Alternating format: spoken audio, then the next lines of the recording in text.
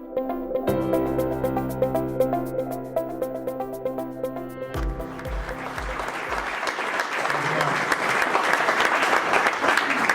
quick, thank you for the plug in the book. Just want to say 100% of the proceeds go to this awesome organization called build.org. I don't know if anyone is involved with build.org here in Boston. It's a great group to plug them to. I spoke to a couple of peers who was like, I want to give all the proceeds to charity, and they suggested this org, and I've been involved with them for a couple of years. What they do is they find the worst 4 neighborhoods in all the cities they're in. They started in San Francisco, I think they're in 10 cities now. And they create an entrepreneurship program for the high school. So here in Dorchester, Roxbury, some really tough neighborhoods where the kids are going to be in basically like probably on the street or in a tough spot. And they put them through this 4-year program around entrepreneurship. And the kids that go through this program graduate from high school at a rate of 100%, and matriculate into college at a rate of about 85%, which I can tell you is like 2 or 3x the average kid in those schools. So any support, thank you for the plug of the book, and any support of the book, all the proceeds go there. And please check out build.org too, since you're all Boston entrepreneurs. It'd be a cool thing to check out. Awesome, awesome stuff. I love things that are tied to charity to help people achieve what they want to achieve in their lives. And you had a pretty interesting background, so you didn't actually start in sales.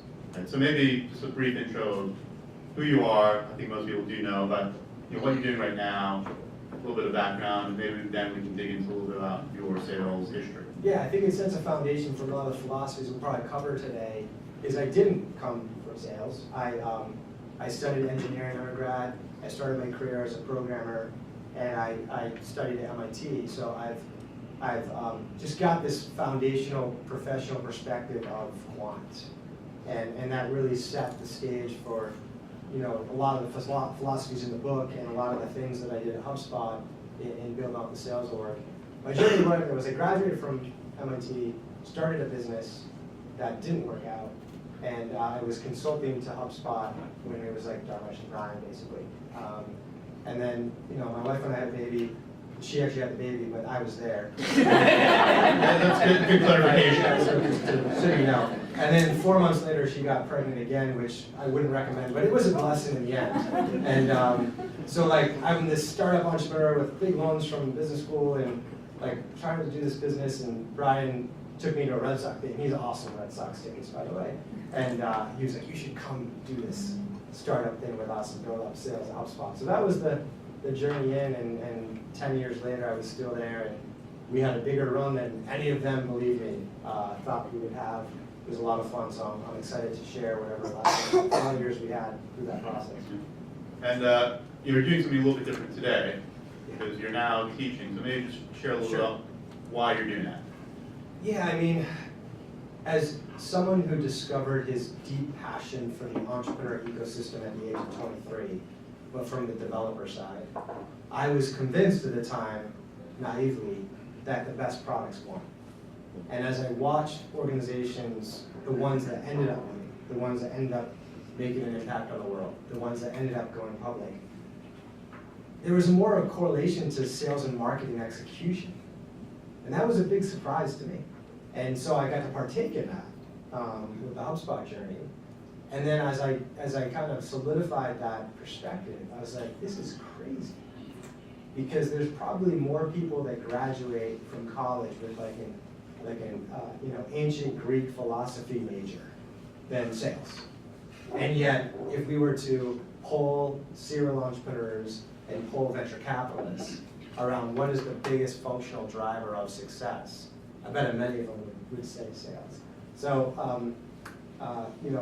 HBS, what's been happening there in many business schools is there's been a slight degradation of popularity in, say, finance, and a big gravitation toward entrepreneurship. So many of them are looking for more operators who can come to the schools and help codify all aspects of entrepreneurship, one of which being sales. So I thought this is, wow, what a great opportunity as a platform to try to finally bring, kind of codify sales. Earlier in someone's academic journey, not just at HBS, but if you've been to business school, 80% of cases that are taught globally are written at HBS. So it's, I wrote 8 this year And so I feel great about those efforts, even though it's quite a bit of effort. It doesn't just help my class, but hopefully all these business schools across the globe can just, step up the bar a little bit on their sales excellence. Sure. And it's funny because it reminds me of there's a post on LinkedIn that reminded me of this whole topic of why sales is not taught in college. Right? And actually, I think it was started by Ms. Carol Mahoney here. Thank you for instigating that online discussion. Nice way to put it. But there's a little bit instigating, a little bit other stuff. But when we talk about trying to figure out this whole thing around sales, when you don't have a sales background, what did you do personally in the very early stages to at least feel that you had a rudder and that you had a foundation and you figured, like, I can do this? Ooh, it was a little bit survival, to be honest with you. If I go back to my financial personal situation, there's a lot of survival to it. But there were a couple of things I did proactively, a couple of advantages I had. My dad is a sales coach, so I lived around it, and he was a great asset to me for the belly-to-belly aspects, and so that was a nice asset. In the first year on the job at HubSpot, I did take probably about 30 sales leaders out to coffee to just ask them how they thought about certain questions that were going through my head. And not to sound egotistical, but that gave me more confidence. Because what I found, honestly, if I can just be honest here, and I don't want to sound cocky, but sales has historically been an industry that the Ivy League PhDs don't go into. It's typically street smart people who maybe didn't go to college. And they were great reps, and then because they were great reps, they became manager, and because they were managers, they became VPs. And there was this kind of forced approach. And when I asked questions like how do you scale, and how do you carve up your territory, and how do you think about comp plans, I found less strategic input to those decisions than in other functions, like marketing and finance. And who knows why? I'd love to hear your guys' opinions why. So, but that said, I learned a lot through those discussions too. And I found probably about half a dozen folks who had what I perceived as a forward-looking perspective that we're at sort of a time in sales where organizations were moving inside from field, which made data collection more easy and made the technology that ran these salespeople's operations more embedded and adopted, that suddenly science and data had a bigger impact on sales. And I found probably half a dozen folks that shared that perspective, and I organized a quarterly dinner that we did for about 7 years. And I can go through the list of the people out there, probably that evolved to 10 people. Their careers have been huge rocket ships. And that was just a little little tidbit thing that anyone could apply, whether you're in sales or customer success or whatever. It's just take that extra 5% of your quarter or your month, find those peers outside of your company, and just get together with them. And we had a structure to the dinner where we'd show up, pick a nice restaurant in Boston, have a cocktail, catch up, and then sit down at the table, and everyone would go around and say one problem that's burning for them. And then we'd go back around and spend 20 minutes on everyone's problem. That is probably the place I learned the most about sales, across my execution, my operational experience, my mentorship, my coaching, my formal training. That dinner over 7 years is where I learned the most about sales. I think it speaks volumes to the impact you can have when you're with peers. You don't even have to think about it as mentor-mentee type relationships. Just find other people out in your same situation, just hash it out. Which speaks to, I think, the biggest challenge. And I want to make sure this is an open forum. So you have questions, raise that hand. I don't think there's any shy people here. Is it a shy crowd? Everyone here is in sales, right? Yeah. Yes. Yes. How about yes? Yeah. We're in sales. All right. But in all seriousness, that's great for you. And I had a kind of mentality to just figure things out myself, having that kind of engineering mindset. when you're at HubSpot early on, you're trying to hire people. And I think this is really the biggest challenge when you're trying to build a company, is finding great people. So what was your approach early on at HubSpot around getting the type of talent that you thought would be successful in selling something which was, in a sense, pretty innovative for the market that you're selling into? Yeah, so that was one of the questions I asked all these VPs at my lunches and coffees, and I was amazed at the variety of answers I was getting. And the biggest learning for me was probably my 8th hire. It was in year 1. I had convinced, there was a public company at the time here in Boston that had 800 salespeople. This person was number 1. And they were like, I'm quitting, I love your story, you're great, I'm coming to your company. We were like 12 people in the garage. It was big news. I was so psyched. I rolled out the red carpet. I was like, welcome to HubSpot. Teach us to sell. We have no idea what we're doing. You know, and what amazed me was the person didn't crush it. Like, they didn't do poorly, but they didn't crush it, and they didn't last that long either. And that's when it was a turning point for me. It was like, holy cow. You know, there isn't really one answer to what makes a good salesperson. It's very contextual to the business. And you know, when I looked at where they were coming from, which was a public company, they were literally running Super Bowl ads. You know, they had it all worked out. It literally took 2 minutes to explain to the prospects what the value prop of the product was. It took probably 10 minutes to get to an answer. That was the farthest from the context we were dealing with at HubSpot as 12 people in a garage. And you can imagine the person in sales that would succeed in that public company environment was way different than that who would succeed for us. And so I was like, wow, this is so contextual. And at that point, I sort of documented the 10 criteria that I thought would correlate with success with our context. And I think this is the steps that people don't go so far. They sound trivial, but I think they're critical.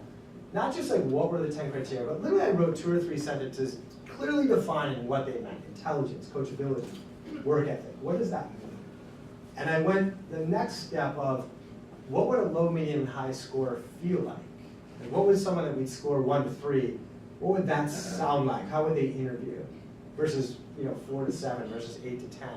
And then had the discipline of scoring all of our candidates against that criteria.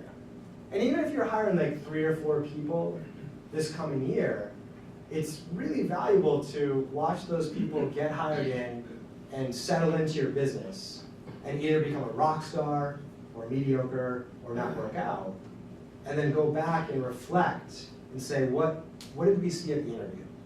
Like, why did that person work out? Or why are they a rock star? And did I detect that in the interview? And if I did, great, maybe we should weight that higher.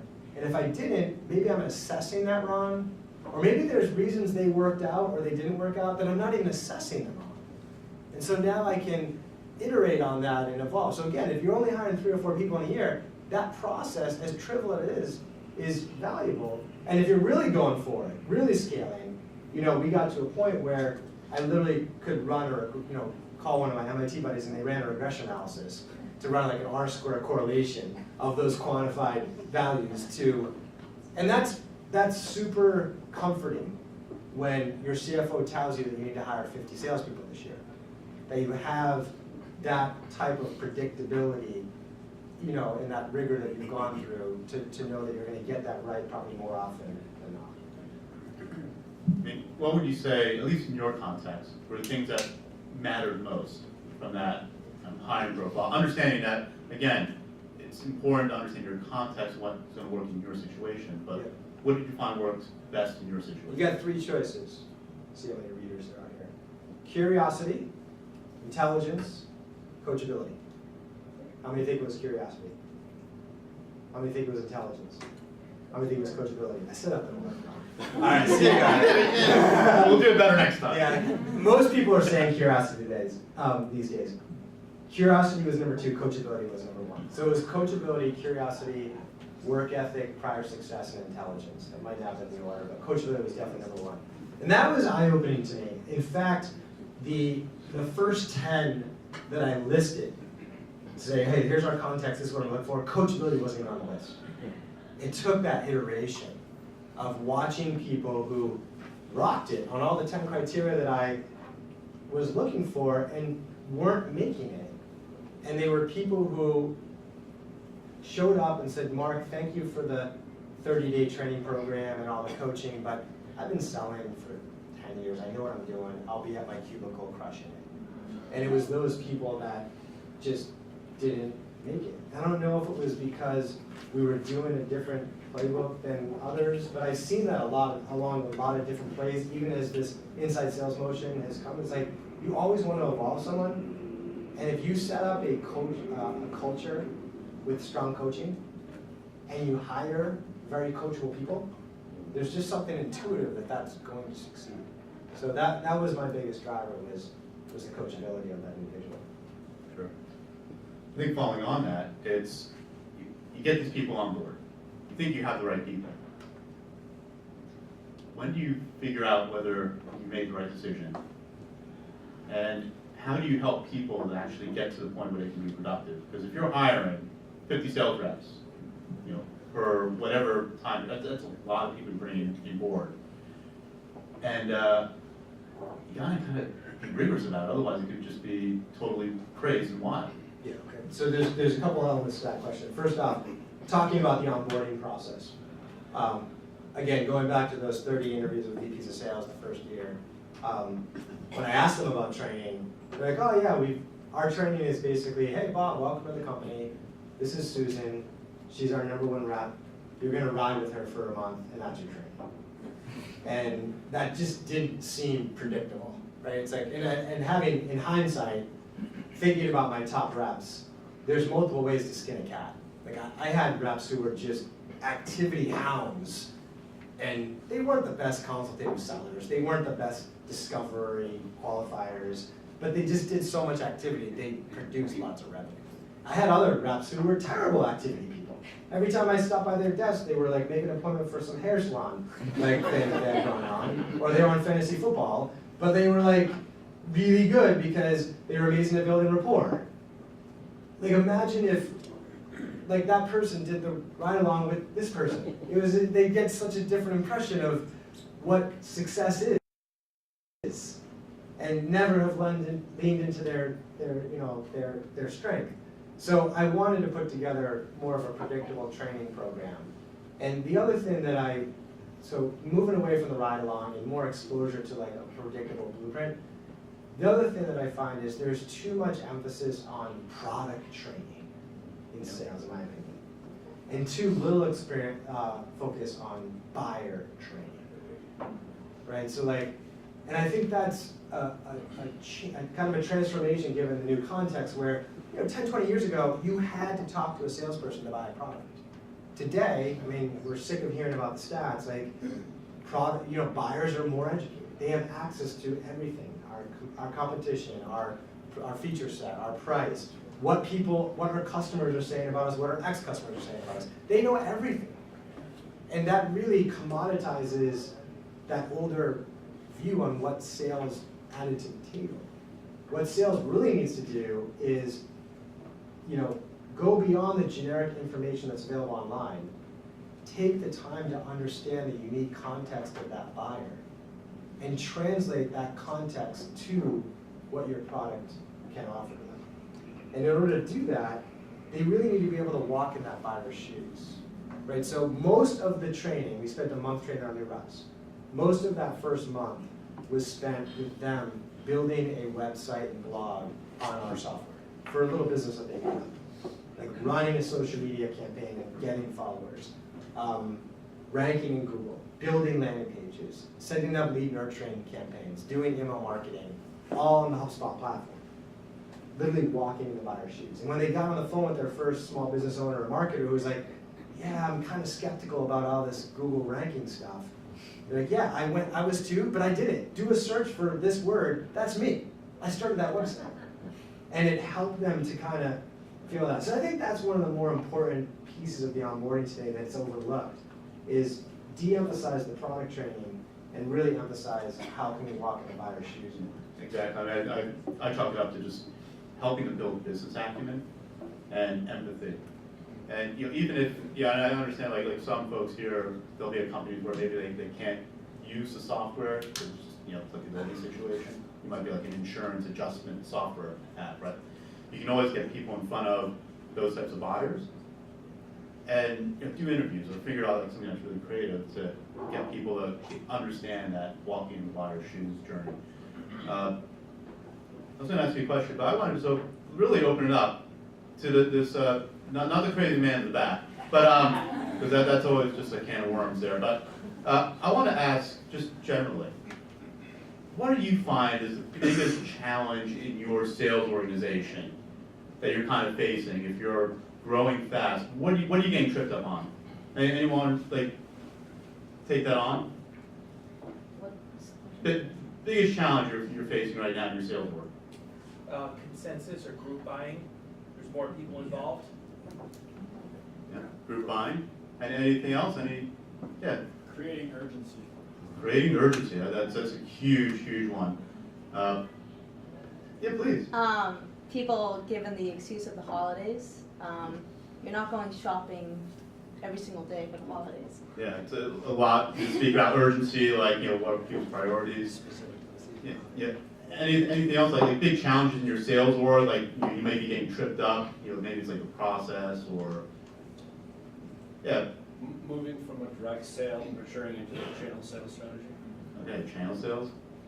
Yeah, that.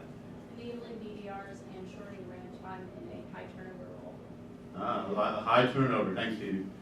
So, What time do we have until? yeah, we got a lot on the Good table. stuff, man. But This is good stuff, though. Really good stuff. you want to tackle a few of those? Yeah, sure. Urgency. Let's go there first. Geez. I've seen the close-loss reasons for 150 organizations. Always number one, sense of urgency. Now, close-loss reason analysis is extremely hard because there's a little bit of a double telephone game where no buyer ever tells a salesperson honestly why they didn't buy. Like, you were a crappy rep. Like they'll never say that. And no salesperson fills out the CRM record, honestly. I was a crappy rep, so it's true. But at the end of the day, It's always a product. it is urgency. And, it really comes down to the depth of the qualification and really less about why the salesperson wants them to buy to make their quarterly quota, and more about why the buyer has to buy at this point. And I think it has to do a lot with the implications of goal achievement. So it's a tricky question to ask, and it's a tricky discovery to do on a buyer, but it's really important to drive sense of urgency.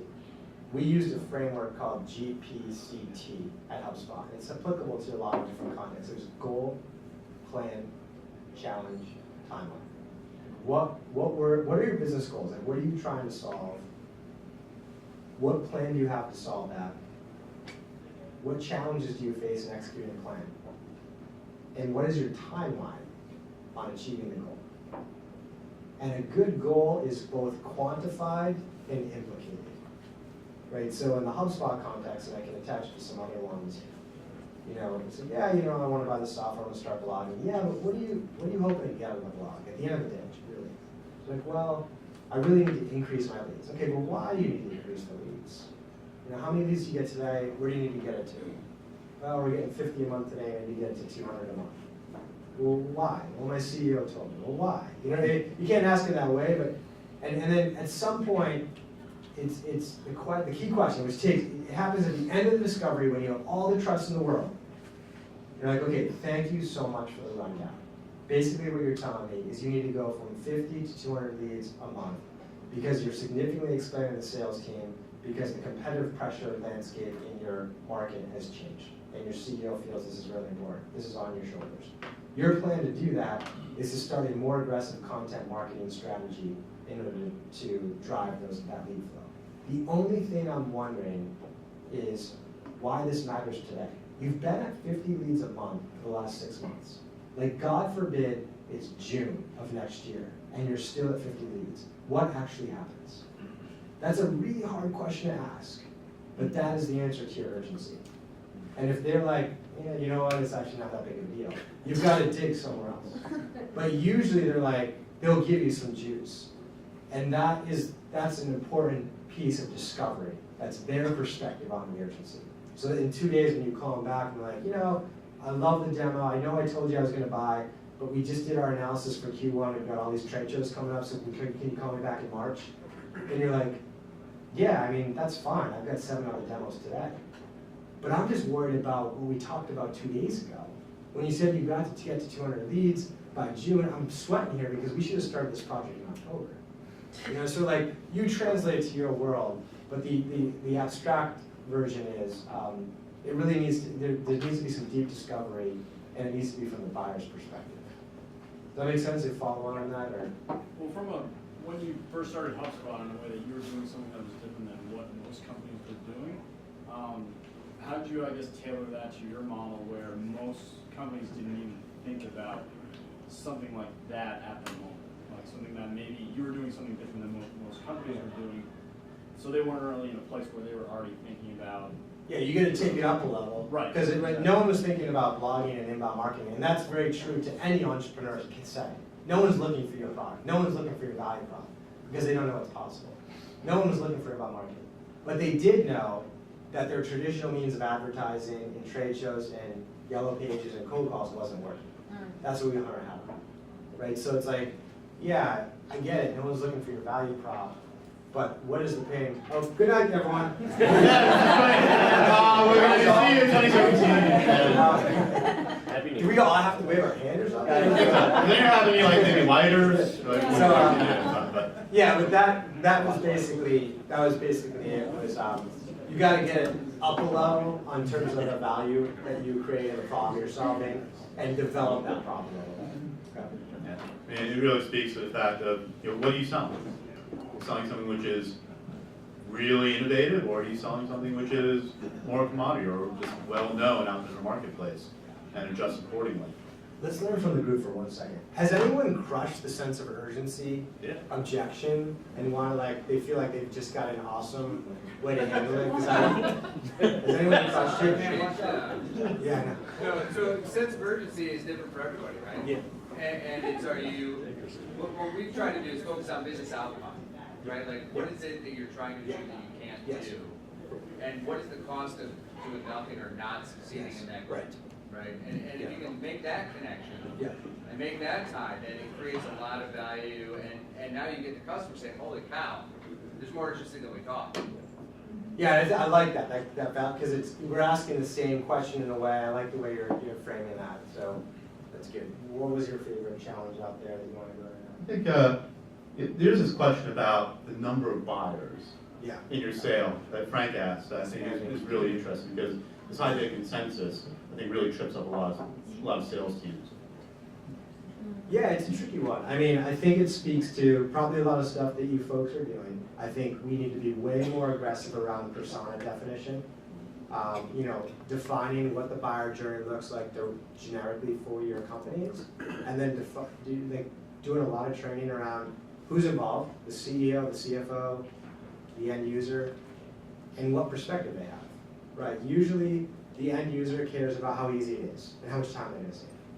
And I think the pothole that many sales orgs fall into is they misinterpret that end user as having more authority in the buying decision than they actually do, and they hang their hat on the end user selling the CEO or the CFO who actually is making the decision on how to get the sale.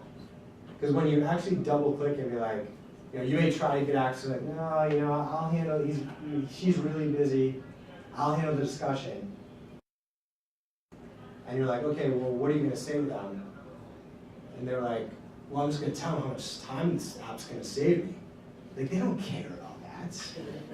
Right? So that's one of a really common example of what they fall into. See, the abstract point is, let's understand what really sells each of those personas. Usually the CFO, it's the ROI. Usually the end user, it's the time savings. And usually the CEO, it's a more strategic, move into the future type thing.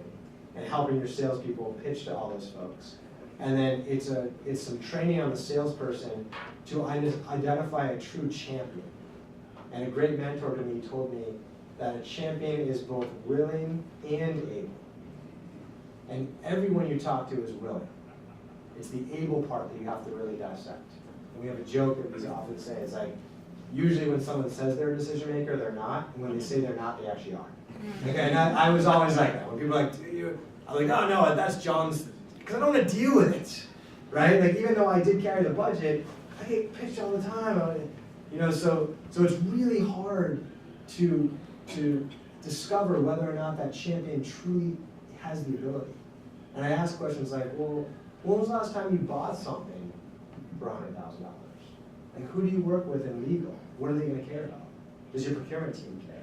Right? Like those questions, if you're deep in the funnel and they're very attached, they'll answer those questions to you, and that will give you an indication. And the classic sales tactic there is try to ask them a question that they can't answer, and then ask them who can. And that will help you climb up the authority line. So that's what I often see there is being very crisp around persona definition with your sales team, and being really crisp about identifying true champions.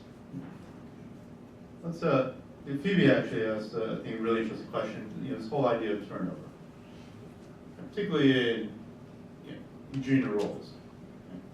And I think a large part of that is due to, I think, maybe there's certain expectations, there's anticipation, and it's really hard to deal with folks who may be very junior in their careers to provide the level of guidance or to encouragement or whatever it may be. So how did you kind of deal with that? Because you were hiring at HubSpot a lot of folks that may have been their first job out of college. Yeah, I think this is going to help you guys a lot. So let's talk BDRs, SDRs. Mostly millennials, right out of school. Love the millennials.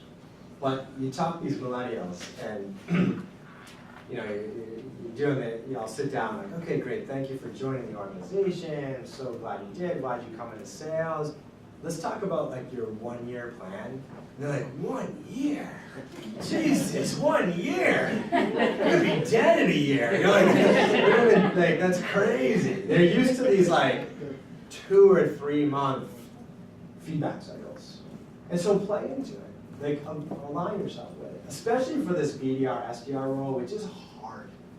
Cold calling. Like if you get an appointment a day, you're rocking. If 4 people pick up the phone a day, you're rocking. That is a tough job, right? So we had huge success with this approach we took, which was we created 6 tiers of graduation for those BDRs and SDRs, right? And we never made them tenure based. We never said, oh, you have to be a BDR for 3 months. It was always some like metrics that we cared about. And what I like about this is an evolution where the first tiers are very activity based. So you're kind of like grooming them on the rigor and the ethic and the discipline. And the later tiers are results based, right? Because I think what happens in the BDR and SDR industry specifically is people tend to gravitate to compensating those folks more on early activity results like meetings, and that creates a misalignment later in the funnel where it's more about meeting quality. And if I ask any VP of sales or CEO, who's your best SDR over the last year, I don't think they bring up the number of meetings. I think they bring up the revenue from those meetings. So I think that says a lot about how you ultimately want to align their compensation. Right? So that's what I do is I come up with these 6 tiers. I would say maybe to graduate from tier 1 to tier 2, maybe it's like just passing some tests. Maybe it's a pretty in-depth certification and product test, and they go to tier 2. And there's some like $1,000 bump in their comp, maybe some options, maybe whatever. And then go from tier 2 to tier 3, they have to average 40 dials a day and this many meetings a day, right? And then go from tier 3 to tier 2, tier 3 to tier 4, maybe you bring in like meeting to customer conversion.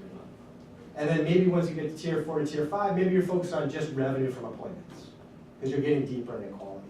And with each bump, they're earning something. It doesn't always have to be comp. It could be like for us, once you get to tier 3, you could work at home 2 days a month. Pretty cool, work at home.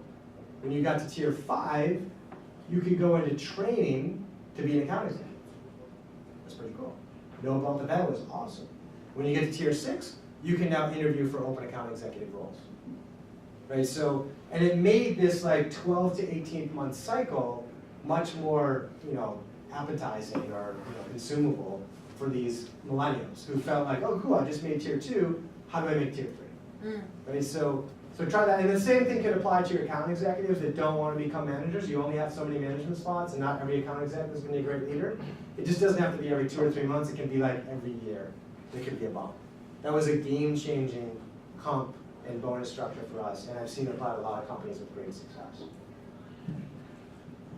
In the back. I'm a DC and invest in a lot of companies, and one of the challenges is in the early stage getting from $500,000 to about $10 million in revenue.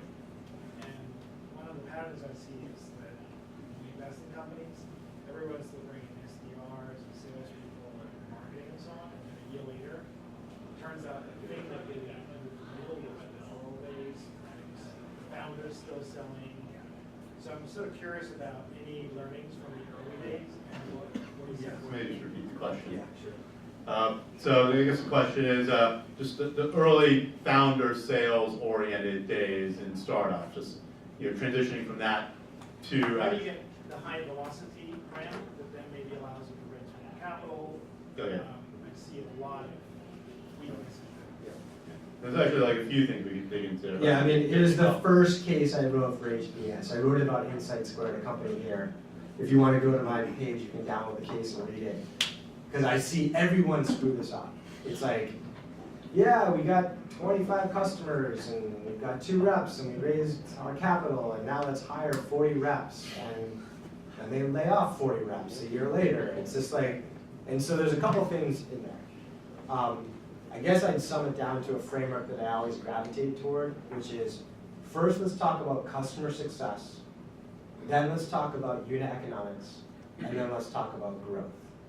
And what most companies do is they get what they think is a successful model because they acquired 30 customers, and they skip to the growth stage without understanding the first 2 layers, right? So if I met all of you here about your businesses and I dug in a little bit, one of the early questions I asked all of you, before I even talked about your productivity rep or number of reps or whatever, is how is your customer success? And that's the first thing that we have to think about, because that's what happens is like the first thing is a lot of these companies, they're acquiring customers, but they haven't matured in the market. And like most of the time when you start out, churn's gonna be kind of high. You're not gonna just get it right out the gate.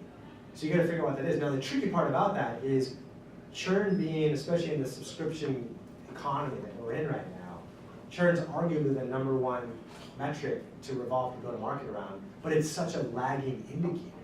Sometimes you don't know for 6 months or a year. So you've gotta work on what a leading indicator is of customer success. Like at HubSpot, we figured out that of the 17 features we had, if someone used 5 or more within 90 days, their churn rate was really low. If they use less than 5 features in 90 days, they're at significant risk. That's where we have to get to, is something that our company can rally around that's not like get churn below 2%. It's like get every customer at 90 days using more than 5 features. Right? So we gotta find that for our business. Once we have that and we're comfortable with it, we check off customer success. Then we move to unit economics, and that's where your question comes in particular. Is it unit economics? I'm looking for a subscription company. It's like, what's your payback period? What's your LTV to CAC? And within there is productivity per rep, repetition, and demand generation, to your point. So I need to evaluate where are my customers coming from? And more times than not, it's like they don't do the due diligence there before they scale and realize that half our customers came from our CEO's Rolodex. Not gonna scale, right? So you gotta look at like how many are coming from inbound marketing? How many inbound leads are we generating? How much, as we continue to double the sales force every 6 months, how realistically can we increase that inbound lead flow? It's probably not going to be, if we're getting 30% today, it's probably gonna drop to 15. So where are we gonna get the rest? Well, let's look at outbound marketing. How many SDRs do we have, and how many appointments do they set? And of those appointments, how many become customers? And what's the payback just for that channel? Because that's gonna change my dynamic. So once I'm comfortable with that, I can check off unit economics. Now I have channels that have acceptable unit economics, and now I can move to growth. So that's kind of the thinking I look to, and I feel like people don't do the due diligence on the customer success and unit economics standpoint before they jump to like, let's hire 10, 20 reps. I think another interesting question revolved around channel sales, resellers. I think a lot of startups, they get that early traction, and they figure, oh, well, I'm gonna get some partners, and I can really accelerate. But then they fail in that strategy utterly. So what were some of the things you kind of saw at HubSpot? Because that ended up being actually a really successful Yeah. model. The second time around. The second time Okay, around. so that is an important trap that many entrepreneurs fall into. Is like, oh cool, we have this awesome product, and they're like, okay, we can build this sales team, hire these really egotistical, expensive people floating around our office, right? Or just convince these other companies with salespeople to sell our stuff. Ooh, let's do that one. And a lot of times, like product founders do that, right? It's like, oh, it's a great product, it'll just sell itself. And the challenge there is usually at that stage, we're still in kind of a next evolution of product market fit. Like maybe we've talked to 20 customers, they're loving our product, but we don't know how to like go to market, right? And there's gonna be a lot of iteration there. And when you try to do that iteration through a channel, it doesn't work. There's too much space between the end customer conversation and your business. Versus if you built the direct sales team and had 3 or 5 people, they're sitting next to you. Like you're getting the real-time feedback, right? And we failed at that. We set up this like huge partnership with buy domains when we're like 3 people in the garage. And it took like 6 months to do it. Finally, we got the contract in place, and then we had to educate the sales team. It just didn't work. So we built the direct sales team. Now finally, this awesome guy, Pete Caputa, came in, and he was like our 4th sales hire. And he was like, we all this joke that it was the pyramid scheme. He was always trying to get people to like resell this thing. And testament to like Brian and Dharmesh's culture, which was like, even though we're highly skeptical of it, we're like, all right, fine, like do it nights and weekends and see what happens. And he did, and it worked. And then we made it his full-time job. And before we knew it, like 3 years later, he's generating 40% of our revenue, which he still does to this day, that channel program. We got, it was a unique context. You know, most channel programs are like, hey, here's a system integrator that sells Adobe and Microsoft and IBM. Let's see if we can convince those people to sell us too. That's like what my experience of software channel is. That wasn't what we built. What happened was we had a bunch of agencies and SEO consultants and web designers that were just coming to us, absorbing our content. They were just like trying to figure out this new thing. And they had really like less optimal business models.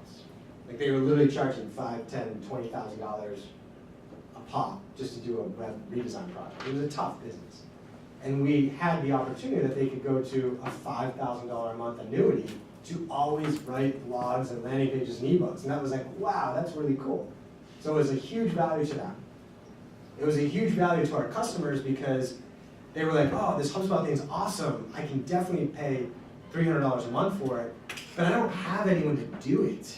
And I actually have a pretty good business, so I'll spend, can I just pay you $5,000 a month and you do it for me? And we're like, no, we don't want to do that. We didn't want to build a services org, but these partners did. So it was kind of this perfect storm opportunity. I'm seeing more of those opportunities, but it was kind of unique. So that's what happened is I think the abstract lesson there is be careful early about going to channel too soon. You have to work it out direct to iterate and really know how you go to market. Then you can choose the right channel and know how to educate them and set all that up. And it worked really well for us. Yeah, I mean, a lot of it gets down to just like the time. Again, you're not really optimizing time for what's going to be the big spend for the buck. And oftentimes you're just doing so much education, those early partners, that ends up being a waste of time. So you had a question up here? Yeah, Mark, can you share any lessons learned when you had the revenue run rate and the SMB side of the house, and then you said, let's go upstream, and let's go after larger enterprise? How to go up from SMB to the big bad enterprise. Yeah. I mean, it's a very common approach for most SaaS businesses. When I consult to entrepreneurs, I do encourage them to start SMB if they can, just because the feedback loop is so fast, right? And unless you have a value prop that's only going to be super valuable to the enterprise, you don't really have a choice. But I like that approach, and then you get a brand going, you get a product going, and then you can move upstream. I personally wanted to do that. Our CFO wanted to do that. Our board wanted to do that. Our iBankers wanted to do that. Brian and Darmesh did not want to do that. And we went with their choice. The reason why they, even though I built an enterprise team, it's still there. It's, I don't know what percent of the revenue is. It's reasonable. But they have to operate within the constraints that we will never have product behind you. Like if you go and find $1 million deal and all they need is this one feature, you're not getting it. So it's a lot of like really heavy qualifying up front to find, like an example is like Thermo Fisher, very decentralized business with like 170 business units across the globe. They were all built through acquisition. They operate like mid-market companies. They're a beautiful fit, even though they're enterprise, right? Versus like, other companies wouldn't, eBay, that kind of stuff, they wouldn't be a good fit. So we didn't really go upstream as much. The reason that Brian and Domesh felt that way is they watched, ExactTarget and Pardot get bought by Salesforce. They watched Eloqua get bought by Oracle. They watched ADP, Adobe enter the space and Microsoft enter the space, and felt like it was going to become a really competitive ocean. And we had a significant competitive advantage in the SMB. And so they chose instead to go vertical, to go into the sales software space and other spaces to provide more value to the SMBs. I can tell you that for that journey upstream, I think usually there's an underappreciation of how different the buyer journey is and how different the talent behind that is. I've watched InsideSales.com do it, watched some organizations do it. They eventually get it, but I think that's the thing is like, it takes a completely different kind of sales cycle to pull that off. Yeah, I mean, you gotta understand that when you start to jump in enterprise, you're really making a very different commitment, very different sales motion, different team. And a lot of companies where they get messed up, they think they need to do enterprise, but that also takes requirements all the way upstream and downstream in your company. So you gotta think about, is our product right? Probably not. Product that might be good for SMB is not going to be good for a global investment bank. The service that's required, the service levels. So you really got to think about that as a vertical in your entire organization. And just know strategically, founder strategy here. I can think of a lot of companies that started SMB and went upstream. I can't think of any actually. There might be out there that were an enterprise and moved down successfully. So keep that in mind. It's hard to do because usually what happens is you establish this product market fit upstream, whether it's enterprise and you're trying to go mid-market or mid-market you're trying to go SMB.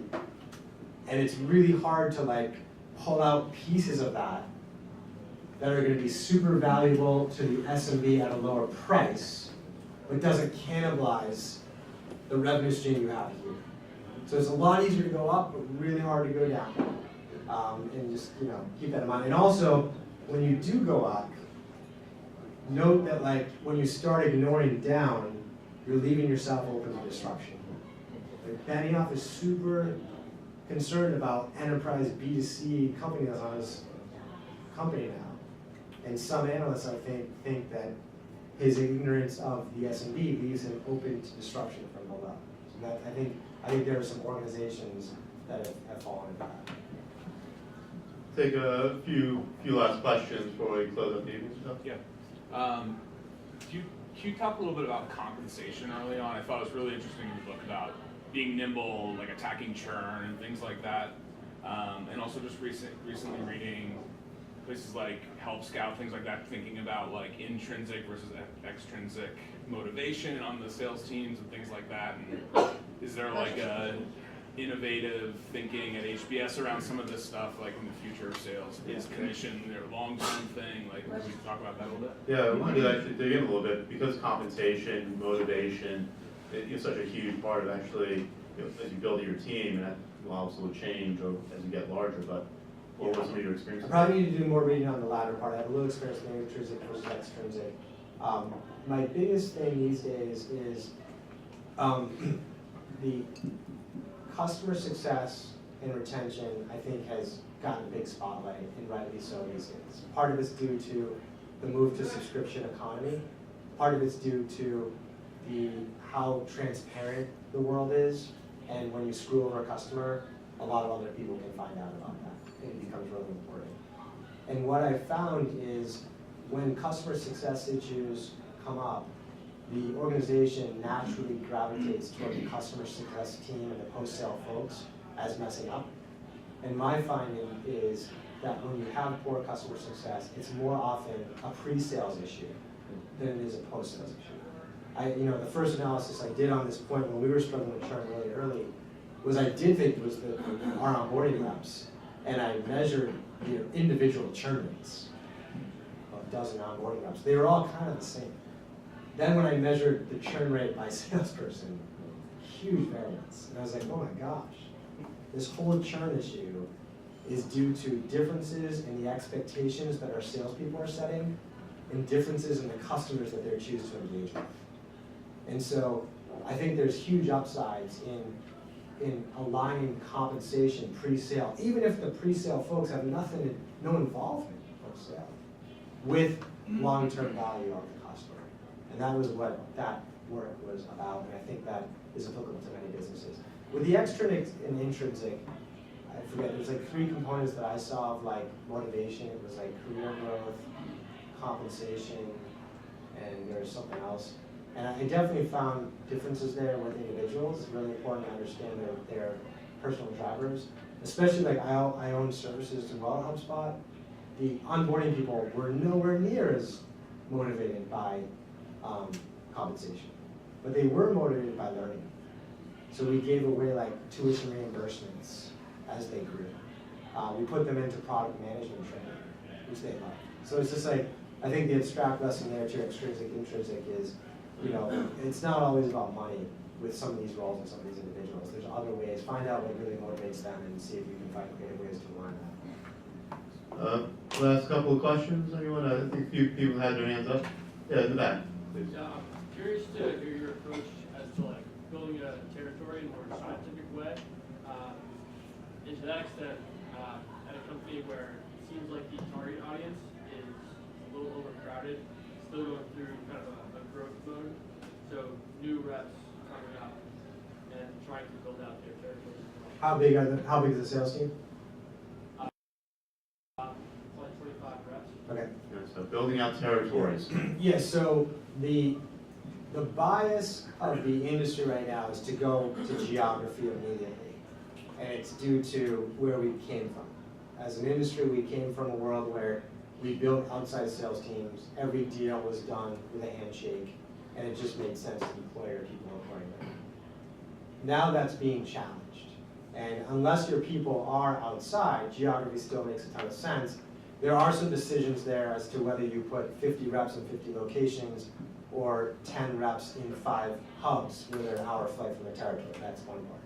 But I think most organizations underappreciate that with this move to inside, with this change in buyer behavior where there's a higher tolerance for spending real money over the phone, that we don't have to do this geographically. And it comes down to, how do you want to specialize your people? Would you rather have your reps specialized in talking to New Yorkers, or would you rather have your reps specialized in talking to healthcare professionals, as an example, right? So I think that's the mindset you need to have is, this new world gives you better opportunity to align your reps with buyer similarities as opposed to just geographic proximity. The other interesting point to that organization, especially your point of 25 reps, is some level of specialization by source of lead as well, specifically inbound versus outbound, right? When you give a rep a few inbound leads and also ask that they prospect for the rest of their quota, most reps will always find the path to least resistance to get to their goal. And they will over-rely on the inbound leads and under-prospect on the outbound. And we lived through this ourselves. We had to specialize the team by, you're an inbound rep, we're going to try to get the math right so you can really work those leads to its fullest. And you're an outbound rep, and we're going to give you an SDR, and you guys are going to work together only on cold source appointments.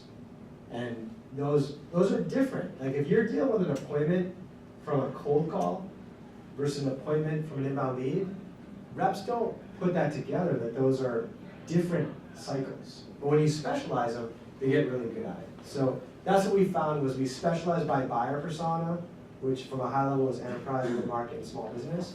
And then within the groups that scaled, we specialized by the channel, whether it was through an inbound lead, outbound, or channel at your stage. We'll take one last question. If anyone, yeah, please. Yes. Did you manage to ask a question? Sorry, I think. Okay. I've been listening to a lot of talk lately about how artificial intelligence is slowly overtaking the sales role, and how predictive analytics will figure out everything, will do the context with the right connections to the customer, and you wouldn't really need more than 1% of your sales reps. So what do you think in the next 10 years will happen with the market, and how will HubSpot react to it? I think I need to do my robot dance now. Well, that was on LinkedIn. You responded back to something on LinkedIn. Oh, well, yeah, I have a whole, this is not my time, this is his time. I mean, sales, ask yourself this. Why do we sell anything? What are you trying to achieve? If anyone has any suggestions. Well, relationships. Relationships? Solve problems. Solve problems. Right. Money, I mean, that can certainly be it, but ultimately what you do is you're changing something Right. in someone else's universe. And so, sometimes it can be very simple. But in the world that we're in, and this is a B2B sales community, we don't have those very kind of easy, quick decisions. Our buyers don't have those easy, quick decisions. There's multiple people involved. There's multiple layers of organizational complexity, solution complexity.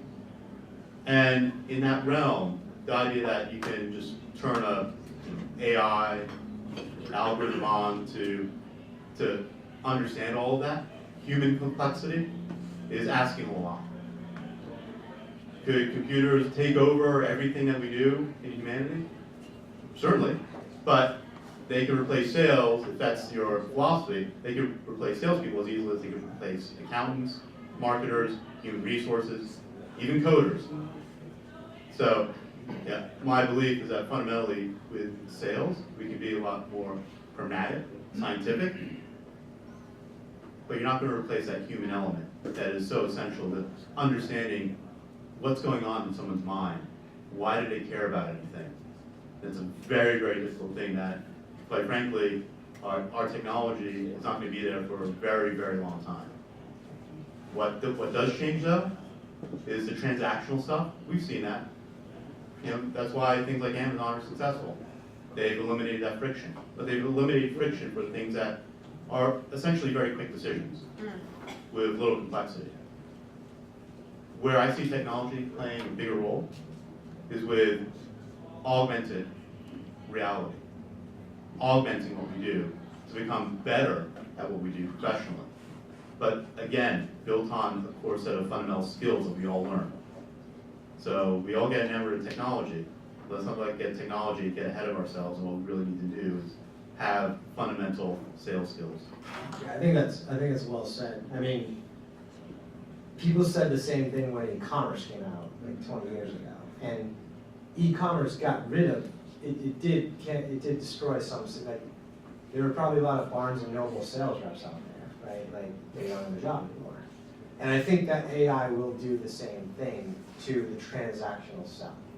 And maybe eventually we'll get that robots are so sophisticated that they can do the psychology and consultative stuff, but I don't see that anytime soon. So I think it will get rid of stuff and it will force our industry to move to true, consultative selling.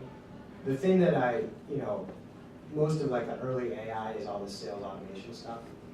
And I think a lot of organizations are struggling with the trade-off between getting their reps from 50 to 100 dials a day with one generic message versus reducing from 50 to 30 messages a day with a highly personalized message.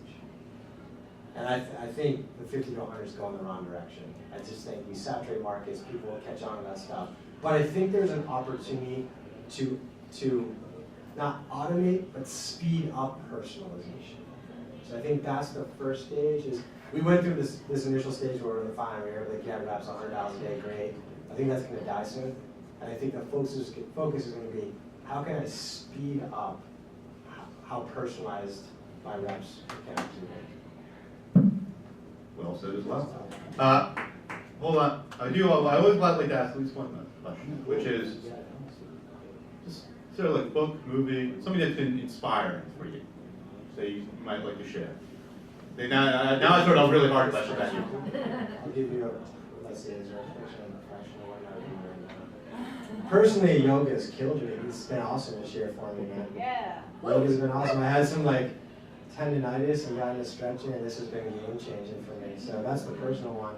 Professional, you know what? I had an awesome speaker in last week named Dave Hoffeld from the Science of Sales. Cool stuff.